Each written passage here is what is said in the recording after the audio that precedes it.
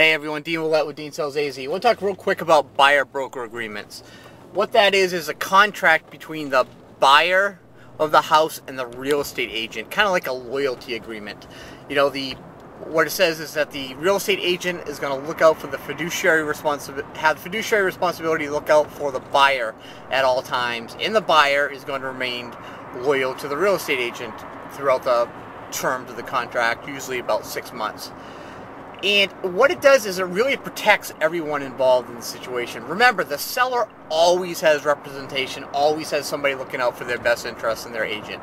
And as a buyer, you should really be hiring somebody to look out for your best interests too. If you were in a lawsuit, you wouldn't want a lawyer representing both sides. If you were the defendant and there was a plaintiff, you'd want your own lawyer representing you.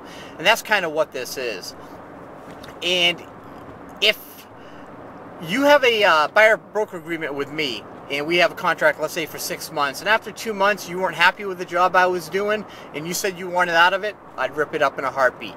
What it really does to protect the agent is, like, let's go back to the lawsuit situation. Let's say you were in a lawsuit, and you were in a long trial, and 2 days before the end of the trial, you found out that your buddy was a lawyer that you didn't know about. So 2 days before the end of the trial, you switched and used your buddy. Well, is that really, fair to the lawyer who did the work for the last 2, 3, 4, 6, 8 months, whatever it is?